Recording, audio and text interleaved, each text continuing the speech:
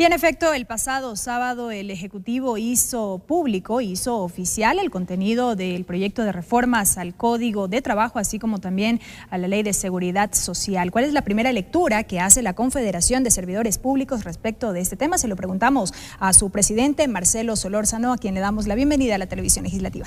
Muchas gracias por la invitación. Efectivamente, nosotros como Confederación de Trabajadores del Sector Público hemos venido trabajando de manera intensa en mesas de diálogo con el Ministerio de Relaciones Laborales.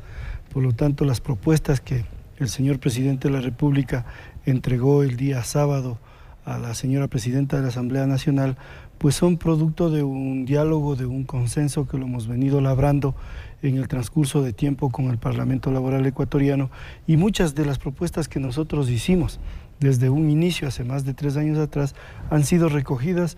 Yo creo que van a ser de un balance positivo para la sociedad ecuatoriana. ¿Los deja satisfechos este proyecto de reformas, toda vez que hasta hace unas semanas o meses se hablaba del trámite de un nuevo proyecto de Código Laboral?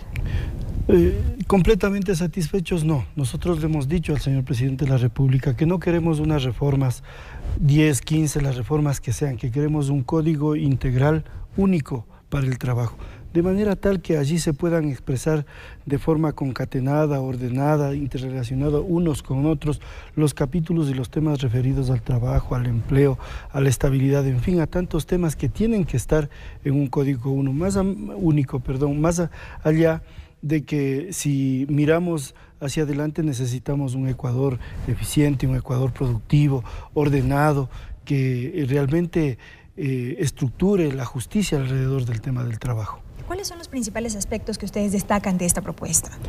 Bueno, sobre todo el de la estabilidad en el trabajo. Nosotros habíamos propuesto que la estabilidad, que exista el despido intempestivo nulo. Con eso garantizamos la estabilidad de todos los trabajadores, obviamente salvando los casos de indisciplina y de evidente cometimiento de ilícitos.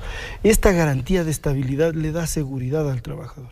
¿Qué es lo que quiere un trabajador? El trabajador no quiere dinero para que le boten de su trabajo y pase un tiempo desesperado buscando otro empleo que posiblemente no lo pueda conseguir. Los trabajadores buscamos estabilidad para poder tener un ingreso permanente, para poder crear una familia, para poder estudiar, para poder proyectar toda una vida de trabajo y llegar, de ser posible, a la jubilación en esa misma institución y aportarle todo lo que sea posible a esa institución. Por lo tanto, esta garantía de estabilidad con la figura del despido nulo creo que es muy importante en estas reformas. Dentro de este que se constituye el primer eje, el que usted mencionaba sobre la estabilidad laboral, también consta lo que tiene que ver con la eliminación del contrato a plazo fijo. Surgen o se pueden leer algunas ventajas que podría tener este postulado, pero también ha surgido una discusión en torno a que podría ser contraproducente para el caso de los jóvenes. Yo creo que no. Yo creo que no, más bien creo que es al revés, y le digo por experiencia propia de la empresa en donde yo trabajo. Contratar personal para tenerlo por 6 meses, 1 año, año y medio, 2 años, y se terminó la relación laboral, habiéndolo capacitado, habiéndolo formado, habiendo invertido desde la empresa para que ese trabajador sea realmente productivo en su tiempo de labores, es perjudicial para la empresa porque le deja afuera y se pierde esa capacitación. Es perjudicial por el otro lado para el trabajador porque tiene que salir a buscar otro tipo de empleo. Posiblemente a la movilidad laboral sí le ayude, pero no le ayuda a la estabilidad del trabajador, y sobre todo de ese trabajador joven que entra a una empresa a buscar experiencia. Para buscar experiencia hay que permanecer varios años en un sitio de trabajo. Yo creo que no va a afectar al empleo de los jóvenes, creo que más bien con una regulación adecuada, con un incentivo adecuado de las empresas, sobre todo del sector privado, los jóvenes trabajadores tendrán un espacio en el mercado laboral. ¿Aquello entonces debería ser normado o regulado de alguna manera? Debe ser normado. Para garantizarlo. Debe garantizarse, debe promoverse, debe incentivarse los sistemas productivos de tal manera que el joven sale de la universidad y no le pongan pues de condición que tiene que trabajar, tener una experiencia de 1, 2, 3, 5 años para acceder a un puesto, sino que inmediatamente acceda a la plaza laboral y pueda contribuir con su nuevo conocimiento que sí lo traen los trabajadores jóvenes.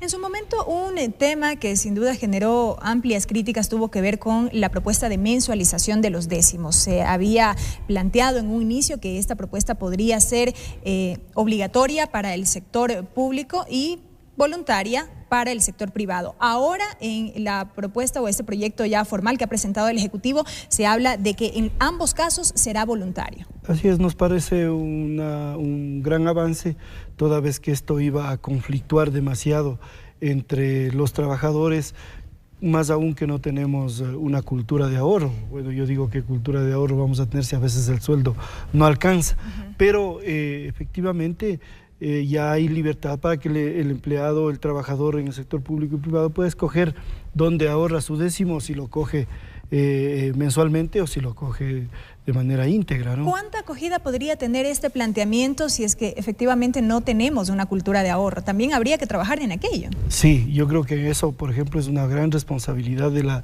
organización sindical, el motivar a sus compañeros sistemas de ahorro que le permitan que estos décimos puedan cumplir con la función para la que fueron creadas, que dicho está de paso, sí tienen relación con la producción. Sí, efectivamente el sistema productivo se prepara para los meses de inicio de clases y se prepara para la Navidad con la elaboración de sus productos y el trabajador se gasta el dinero allí.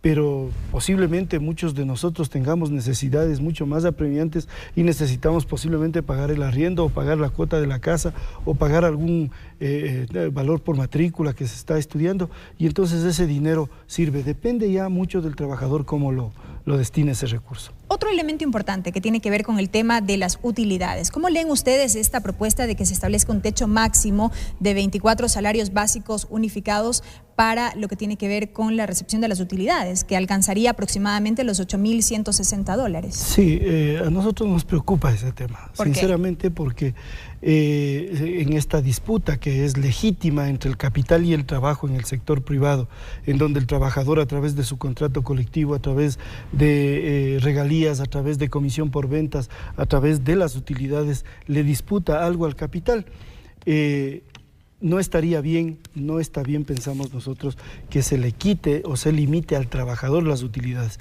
Cuando hay es que limitarla o quitarle al capital, que es el que genera la plusvalía conjuntamente con el trabajo. Entonces esa parte debería, en todo caso, decimos nosotros, el empleador, el que tiene utilidades, y en este país hay empresas que tienen muy buenas utilidades, destinen una buena parte para el pago, una buena parte de esas utilidades para el pago de las obligaciones que el IES va a contraer con las trabajadoras no remuneradas del hogar. ¿Allí qué pasa con el tema del reparto como se lo ha venido manteniendo de acuerdo al código vigente? Este 10% de la utilidad bruta para el trabajador y el 5% en función de las cargas familiares. ¿Esto se modifica a partir de este techo que se impone? Tendría que modificarse. ¿Ya? Porque ya los 8.160 no son el 15% y tendría que haber una modificación a la norma en el sentido más pertinente. ¿Esto qué quiere decir? Que ya todos los trabajadores en el sector privado recibirán ese techo independientemente de cuántas cargas tenga y de cuánta plusvalía haya generado este trabajador. Nos parece que eso puede estar sujeto en la Asamblea Nacional a un debate más profundo que le permita realmente equidad en el tema de las utilidades. Se ha mencionado que este excedente pasaría al Instituto Ecuatoriano de Seguridad Social. Sí, efectivamente, la norma que está planteada dice que más allá de los $8.160, ese excedente pasará al Instituto Ecuatoriano de Seguridad Social para cubrir el tema de la seguridad de las trabajadoras no remuneradas del hogar, lo cual es magnífico, es bueno que los ecuatorianos seamos solidarios, pero no por la parte más débil exclusivamente, creo que debe ser por la parte del capital, que es al que hay que disputar. Pero allí no se podría generar otra discusión en torno a que serían recursos privados, como similar a lo que ocurrió hace poco con el tratamiento de la ley de telecomunicaciones y esta propuesta del reparto de las utilidades del sector de las telecomunicaciones. Yo creo que ahí mucho depende de a qué determinamos como sector privado o como sector público. De lo que dice el señor presidente, el sector estratégico de la economía, que es de propiedad de los ecuatorianos. Una vez que definamos exactamente Yo personalmente creo que lo que tenemos que hacer es renegociar esos contratos con las telefónicas, porque son realmente muy ventajosos para ellos y muy pésimos para los usuarios de la telefonía. No es un buen servicio el que tenemos en el país. Entonces habría que preocuparse de renegociar esos contratos de tal manera que el Estado sea beneficiario y los trabajadores también. Es momento de ir cerrando esta entrevista, pero no quisiera hacerlo sin antes consultarle cuál es la lectura también que hacen a propósito de este anuncio de una nueva jornada de movilización prevista para este miércoles por parte de distintas organizaciones sindicales. Bueno, nosotros consideramos en la práctica de la democracia sindical que los compañeros que van a hacer esa marcha que han anunciado para el día 19 tienen todo el derecho constitucional de así hacerlo. Nosotros no compartimos esa lucha, esa forma de lucha en este momento histórico que vive el país, porque a nosotros sí se nos ha abierto la puerta del diálogo, al que a ellos también les convocamos, pero que desgraciadamente no tuvimos respuesta de ellos. Sí, el ministro de Relaciones Laborales, a quien le apoyamos firmemente, nos ha permitido que nosotros entreguemos nuestros criterios para la construcción, no solo de esta reforma, sino del Código Integral completo como estamos planteando nosotros. El presidente de la República ha tenido algunas reuniones con nosotros y en un almuerzo de trabajo que tuvimos hace 3 semanas concretamos la posibilidad de continuar el diálogo. Solo el diálogo es lo que nos va a garantizar en este momento los derechos de los trabajadores, no la violencia, no la calle. Yo personalmente creo que están equivocados. ¿Esperarían en todo caso que se formulen propuestas? Sí, habría que ver cuáles son las propuestas del Frente Unitario respecto de estas reformas. ¿Qué les parece que está mal y qué les parece que está bien? A mí me parece que esto les dejó sin piso. Son las impresiones de Marcelo Solórzano, presidente de la Confederación de Servidores Públicos, quien nos ha acompañado en este espacio informativo. Como siempre, bienvenido, gracias a su presencia. Muchas gracias por la invitación. Amigos, nos vamos a una pausa, no se vayan, enseguida continuamos con más información aquí en nuestra asamblea.